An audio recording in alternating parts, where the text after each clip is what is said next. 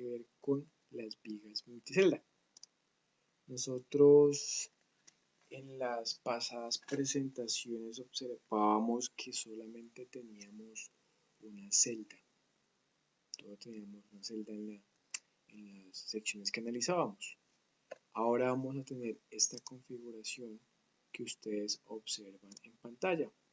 Fíjense que las veces pasadas pues podíamos tener o dibujábamos cualquier elemento, un elemento así que dibujamos la vez pasada, que era algo como así, que tenía una vaina como acá así, pero solamente si miramos este pequeño dibujo que está acá, ¿sí? que miramos, solamente tenemos una sección sobre la cual tenemos un flujo cortante aplicado. Pero ¿qué pasa? Si lo llevamos a este dibujito que sí está bien hecho, ¿sí? Vemos acá bien hecho, observamos que no vamos a tener solamente una sección, sino que tenemos, por ejemplo, una sección, 2 secciones, 3 secciones, 4, 5, 6, 7, 8 secciones. Que de otra manera, pues estos puntos de acá podrían representar los booms, acá podríamos representar los elementos de rigidez, los spar, las vigas principales, ¿correcto? Entonces, ¿qué pasa? Esto de acá es lo que yo puedo llamar una viga multicelda. Tenemos varias celdas, ¿cierto? Varias celdas como tal, ¿sí? Pero para analizarlo tenemos que tener en cuenta varios casos.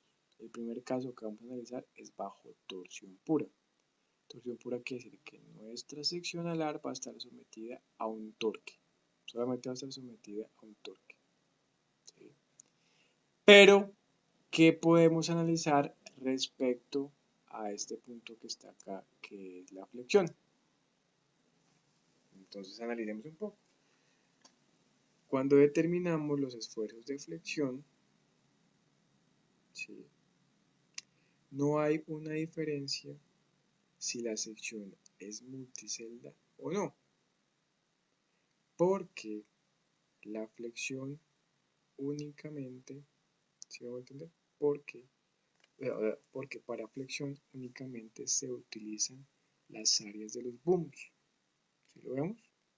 Entonces está diciendo, mire, no hay ninguna diferencia que tengamos una viga multicelda o que tengamos una sección monocelda, ¿cierto? Porque cuando estamos calculando la flexión únicamente son usadas las áreas de los booms. Son únicamente usadas las áreas de los booms. Si lo veíamos anteriormente cuando veíamos ese ejemplo del fuselaje, en el cual decíamos que ese sigma es igual a ¿quién? A mc sobre i. mc sobre i. Y decíamos que esos esfuerzos directos iban a estar aplicados sobre las áreas perpendicularmente, ¿sí? Entonces tenemos el área del boom y sobre el área del boom aplicamos nuestro esfuerzo directo producido por un momento flector general que hablamos en clases pasadas. Entonces de una u otra manera aquí no vamos a tener metido la parte de flexión, porque pues la parte de flexión pues la podemos calcular simplemente con esta ecuación, ¿sí? Entonces nos vamos a meter inicialmente con los casos que tienen que ver con el flujo cortante. El primer caso sería bajo torsión pura. Quiere decir que la sección va a estar sometida solamente a una torsión. Fíjense que decíamos entonces que esta sección de acá está compuesta por un número de celdas. Tenemos acá un torque aplicado a toda la sección. En cada una de las celdas pues vamos a tener un torque. Vamos a tener un torque. ¿Qué quiere decir eso? Que acabo de tener un torque. Y todos esos torques pues que me van a dar, me dan el torque total que se le podría aplicar a mi sección, que sería el torque T. ¿Sí? Entonces, este torque T yo lo puedo representar como la sumatoria de los torques individuales sobre cada una de las celdas, ¿correcto? Pero ¿qué pasa? Ustedes recordarán de clases pasadas que nosotros dedujimos esta ecuación de torque es igual a 2AQ.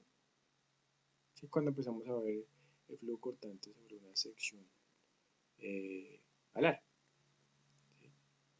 Entonces, fíjense que este torque es igual a 2AQ. ¿Qué quiere decir eso? Que el torque va a ser igual a la sumatoria de ¿quién? De 2A por Q, donde es 2 veces el área por el flujo cortante. 2 veces el área por el flujo cortante. ¿Sí? Que eso lo veíamos en presentaciones anteriores. Pero ¿qué pasa? De una u otra manera, yo no podría hacer el análisis de esta sección teniendo en cuenta solamente esta sumatoria. ¿Por qué? Porque nosotros tenemos un número de celdas determinadas, por consiguiente, al solo tener esta ecuación, ¿cierto? Para poder encontrar el desarrollo de la sección, se considera como un cuerpo estáticamente indeterminado. Por consiguiente, necesitamos encontrar una ecuación de compatibilidad. Entonces, esa ecuación de compatibilidad, ¿cómo la encontramos? Entonces, la encontramos analizando la sección, esa sección que está acá. ¿Y por qué acá estamos teniendo en cuenta, bueno, la piel la tenemos en cuenta, tenemos el boom, pero aquí tenemos este otro elemento? Porque fíjense que es como si estuviera analizando usted esta parte de acá. Tiene parte de la piel, tiene parte de la piel y tiene acá el spar. Porque como estamos hablando de una viga multicelda, tenemos que tener en cuenta este elemento de rigidez que me va a formar, pues, otra celda, no es monocelda, sino multicelda. Entonces, ¿qué pasa? Entonces podemos observar algo parecido hicimos en las clases pasadas, pues que aquí tenemos sobre todo la sección flujo cortante. Por estado general de esfuerzos, pues estamos asumiendo acá estas direcciones. Tenemos acá este flujo cortante, acá tenemos presentado flujo cortante reactivo para que esté en equilibrio el elemento, y acá tenemos nuestro spar. ¿Sí me va a entender? Entonces fíjense que lo que decíamos acá atrás, pues aquí no vamos a tener en consideración pues esas flexiones porque las podemos calcular simplemente teniendo en cuenta el esfuerzo en cada uno de los booms para saber pues cuál va a ser la variación, pero realmente ese esfuerzo directo no tiene gran influencia sobre el cambio del flujo cortante. Entonces aquí vamos a tener en cuenta una serie de suposiciones. Acá nos dicen que el flujo cortante debe, ¿sí? Debe estar en equilibrio. ¿Sí? Así que el elemento de Z, aquí el elemento de Z que está acá, del boom, pues que es donde está reportado como tal este boom determinado, experimenta únicamente fuerzas producidas por los flujos cortantes porque no hay esfuerzos directos presentes, que estamos viendo acá. Lo asumimos los flujos cortantes, pero no vamos a tener en cuenta pues, los esfuerzos directos que están sometidos, que los puedo calcular aparte, como lo veíamos anteriormente. Entonces, fíjense que de una u otra manera, ¿sí? Los booms no van a afectar el análisis bajo torsión pura. Bajo torsión pura vamos a observar que el boom no va a tener mayor influencia, solo bajo torsión pura. Entonces, fíjense que si yo hago la sumatoria de fuerzas, en este caso acá, la sumatoria de fuerzas en boom me queda Q de 1 por dz.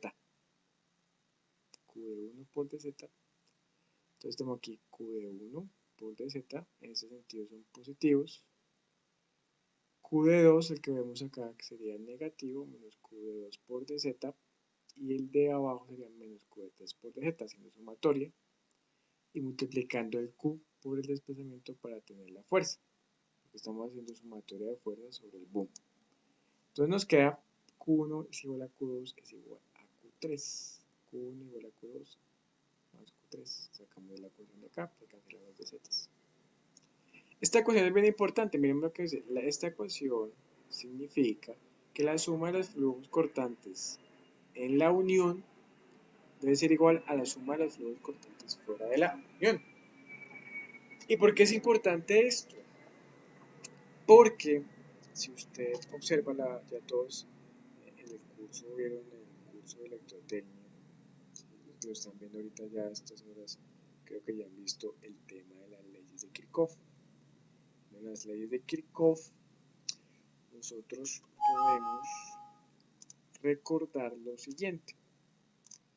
Entonces, en la ley de Kirchhoff, nosotros tenemos dos leyes de Kirchhoff, que es la ley de nodos y la ley de mallas. ¿Sí? Entonces, permítanme les muestro un poco cómo sería el asunto, para que miremos la analogía.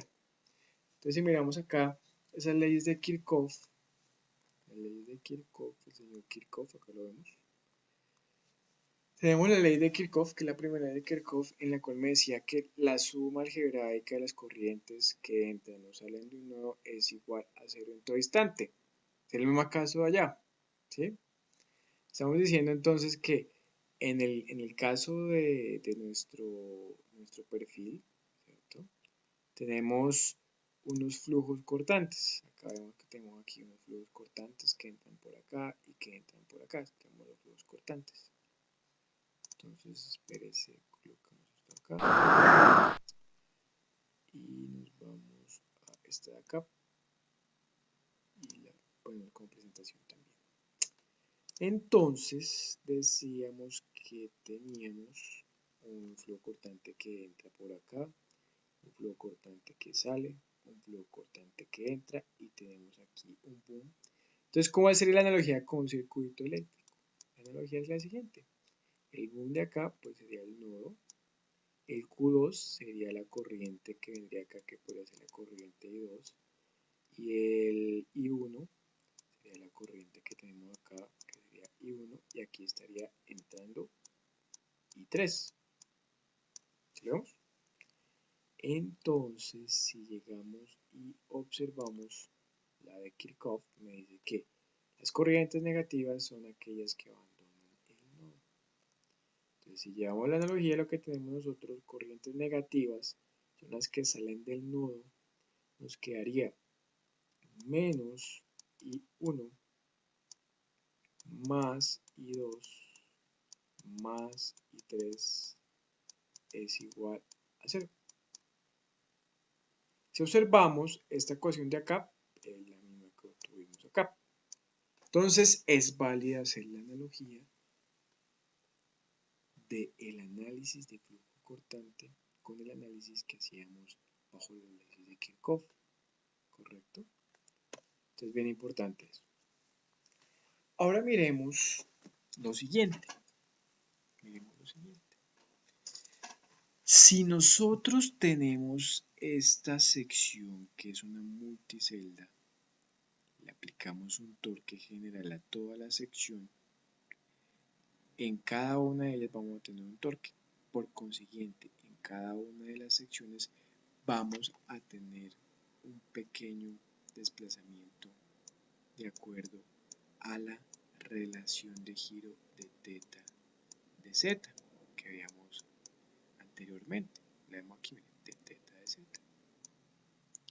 Fíjense que debido a las costillas en el ala de la aeronave, la relación o el índice de torsión o de giro es constante para todas las celdas de sección. ¿Qué quiere decir eso? Que aquí tenemos, para la celda 1 podemos tener un de teta de z, y este de teta de z para la celda 1 va a ser igual al de teta para la celda 2, va a ser igual a para la celda 3, va a ser igual para la celda n.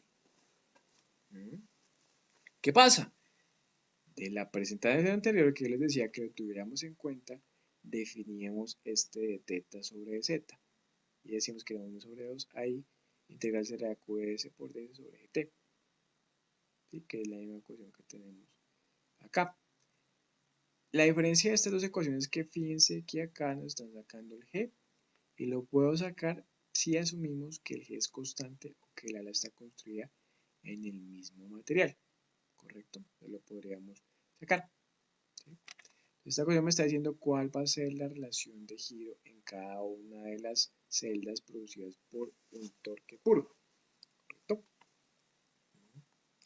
Entonces fíjense que acá viene la segunda analogía.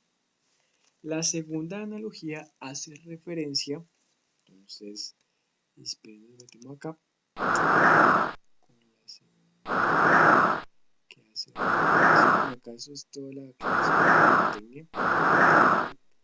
Vamos a pasarla rápido. Qué pena con ustedes.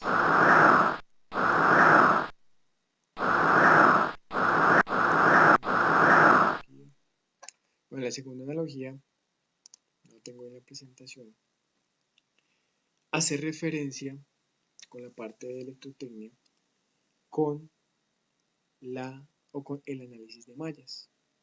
¿Sí? El análisis de mallas. Fíjense que de una u otra manera cuando yo tengo ¿qué? Cuando yo tengo un circuito, si yo tengo un circuito, yo puedo dibujarlo de esta forma. Una clase creo que les mostraba algo así. Yo puedo tener esto así y puedo tener acá esta otra resistencia, puedo acá tener esta otra resistencia y que acá yo le puedo unir aquí otra resistencia que está en serie con esta y viene por acá. Le aplicamos aquí un voltaje. Decíamos entonces que por esta sección de acá, que podría ser una celda, circula una corriente. Y también podría decir que por esta de acá circula otra corriente I2. ¿Sí lo vemos? Y fíjense que esto que tenemos acá es algo muy parecido a lo que tenemos pintado en esta sección de acá. Porque fíjense que estas corrientes I1 e I2 serían Q y QI-1 y QI-2. Y decíamos pues que tenemos sobre toda la sección una corriente, pues esa corriente va a pasar por este punto, va a pasar por este punto, va a pasar por este punto. Que si miramos la analogía acá, pues fíjense que tenemos un flujo cortante aplicado en toda la celda y pues que obviamente ese flujo va a ser aplicado en cada uno de los elementos que componen la celda. Obviamente, pues como lo veíamos aquí también en la analogía, por ejemplo, esta resistencia acá está compartiendo las dos celdas, entonces hay que tener en cuenta ese punto para el análisis. Entonces nosotros, ¿cómo podemos obtener esa ecuación de ahí?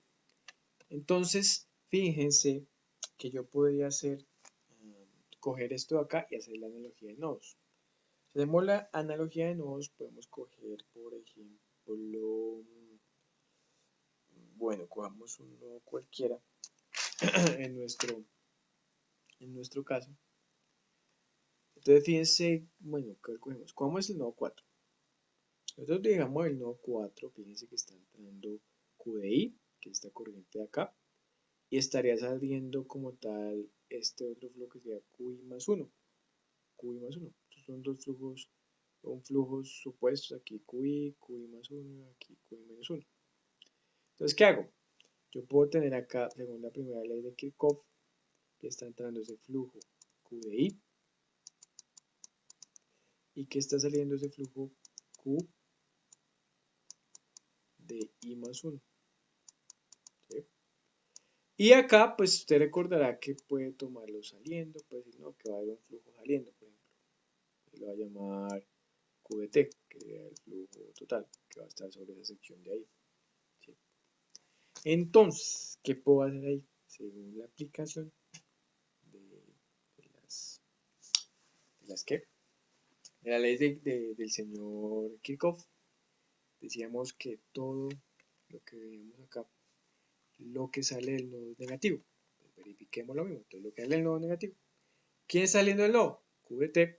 Sería QDT negativo menos QI más 1. ¿Lo vemos? Más, porque lo que entra es positivo, más QDI es igual a 0. Yo puedo decir entonces que QDI menos QDI más 1 es igual a ¿quién? A QDT. Lo observamos. Y si nos remitimos a nuestra imagen principal, tenemos acá, miren, QDI menos QIDT va a ser el flujo que va a estar pasando por esta sección de acá, por este SPAR de acá. Perdón, el mismo análisis lo podemos hacer para el nodo número 3. Estamos haciendo un análisis de nodos, ¿sí? Para el nodo número 3, pues, ¿qué nos va a quedar? ¿Va a quedar qué? Está entrando acá QI-1, está saliendo QI. Entonces, cogemos nuestro nodito, ¿sí? Acá, entonces, yo como aquí me dio este QDT, este que va en ese sentido, QI menos QI más 1. Para el siguiente, pues yo también puedo tomarlo entrando o saliendo. Entonces tenemos que tomar entrando el QDT. Y decimos que está entrando acá QI menos 1. QI menos 1. Y decimos que está saliendo QI. Entonces aplicamos la ley de Kirchhoff. Decimos que todo lo que sale es negativo. Entonces queda menos QI. Más QDT más QDI menos 1 es igual a 0. Bueno, 0. Por consiguiente, QDT nos queda igual a qué. Entonces QDT nos queda QDI menos QI menos 1, que es el que tengo acá. QDI menos QDI menos 1, que sería el que vendría acá en esta zona, o este flujo que vendría acá en este SPAR entre 3 y 2. Y fíjense que estamos utilizando como tal la analogía con la primera ley de Kirchhoff. Ahora, para poder encontrar este flujo de acá, este flujo acá, este flujo acá, que es lo importante, vamos a hacer uso de esto que estoy encerrando acá. ¿Sí? La ecuación de flujo cortante, ¿sí? O el flujo cortante en la ecuación es constante a lo largo de cada pared de la celda y tiene los valores mostrados en la figura como lo vemos ahorita. Y acá nos dice, recuerde la analogía con la ley, con la primera ley de Kirchhoff y con el análisis de mallas. Con el análisis de mallas. ¿Y por qué es importante el análisis de mallas? Porque con el análisis de mallas vamos a poder encontrar el flujo QI-1, QI y QI más 1. ¿Correcto? Entonces, para llegar allá, ¿qué tenemos que tener en cuenta? Vamos a definir, primero que todo, una nueva variable, que es la variable delta. Esa variable delta es parte de la integral de acá, porque fíjense que yo puedo decir 1 sobre gt por ds, sería delta, sería QSI por delta, podríamos decir, o la integral de QSI por delta. Entonces fíjense que S delta sería ds, que sería la longitud de la pared, o sea, en este caso sería por ejemplo la longitud de 2 a 1, o la longitud de 1 a 4, de 4 a 3, o de 3 a 2, sobre el módulo de cortante por el espesor de la pared. ¿Sí? Entonces, fíjense que acá va a ser importante determinar el índice o la relación de torsión o de giro sobre cada una de las celdas, como lo determinamos ahorita. ¿Cómo lo puedo hacer? Entonces nos está diciendo, mire, 1 sobre 2A, que sería constante, porque esta área y hace referencia al área, por ejemplo, de esta celda, al área de esta celda y al área de esta celda acá. ¿Y cómo podemos determinar esta variación completa del flujo sobre toda la sección? A través de el análisis de mallas. A través del análisis de mallas. ¿Sí? Entonces, cuando nosotros hacíamos el análisis de mallas, fíjense que acá estamos teniendo en cuenta lo siguiente. Vamos a ver. Entonces sería 1 sobre 2A Q por delta. Q por delta. El flujo por el delta, que el delta de toda esta parte acá. Q por delta.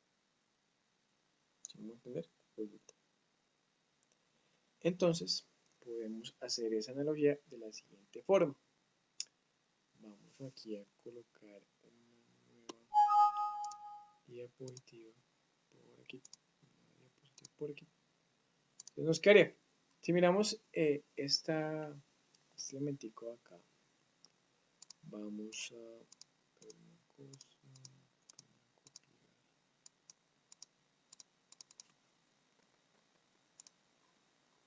copiarlo de acá.